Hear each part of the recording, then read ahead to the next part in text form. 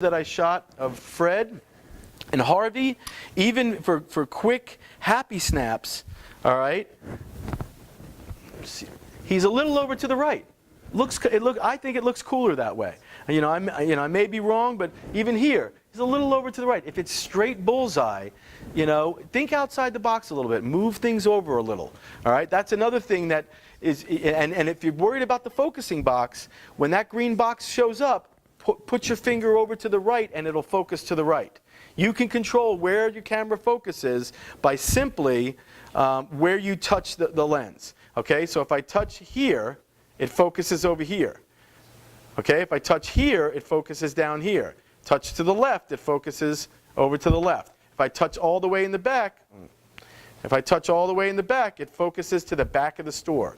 Okay, and then you can change your composition. Rule of thirds. Okay, if you've got a horizontal picture and you leave this open, and put your subject here, it's just going to make something. That's what you see in magazines. That's what you see in more professional style photography. S curves and rule of thirds. The tripod and the lens. Yeah, the eye scope. Where do you get those? We have them here.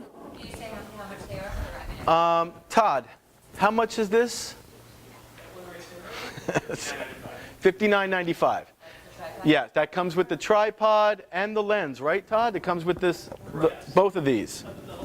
Yeah, this is the, I don't know what. The only clips, which are the 3-in-1 that Mark's been talking about, is $610.95. And that's this. That's the 3-in-1 lens. There's also, I have some samples of that they have of how the lenses look on the same photograph. You got to kind of check that out. The macro is really cool. There's one on the wall back there, a bead of water. See, the other thing is these phones have what they call minimum focusing ranges. So if you're too close, it just won't focus. Well, with a lens like that on a macro setting, it doesn't matter how close you get. If you want to photograph a ladybug, if you want to photograph the head of a pin, you can. So, this was the 3-in-1 lens. And this is the eye scope. These are the two things that I tested out the last couple of weeks that I just fell in love with. In fact, I might be taking another set home today. Do you know if for the telephoto lens, if there's an adapter to put on a monopod? Yes. Don't ask? Yes, well, on a monopod? Yeah, but because what you can do is you can adapt this to your monopod, screw that onto your monopod and put the phone on there. That's a good question. I like monopod. I like that. I usually go to the airport and I have to use the Vulcan mind meld to get TSA to let my monopod through. I hand them my monopod and they look at umbrella, tripod, cane. No, it's a monopod. It's not on my list. It's a third of a tripod. Not on my list. Okay, it's a tripod. Go on through.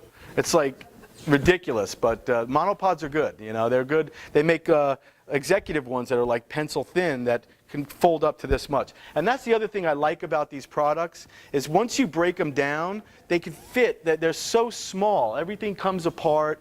Everything. I have all these things in a small little bag inside my giant camera bag. And I even carry it in my laptop bag, when I go to events. And, like I said before, I break them out all the time and I'm constantly getting snickered at by pros, but look at the results. The pictures are phenomenal. Carry it with batteries for it? No, you know what I got recently that I really like? It's a solar charger for my iPhone. Okay, so I can leave. I'm on the boat a lot, and I'm outside all the time. So I leave it out in the sun. It charges, and I go from there. So I like the solar power ones rather than keeping an extra battery. So, okay. Well, thank you guys for coming. I really appreciate it. Thank you. Thanks very much.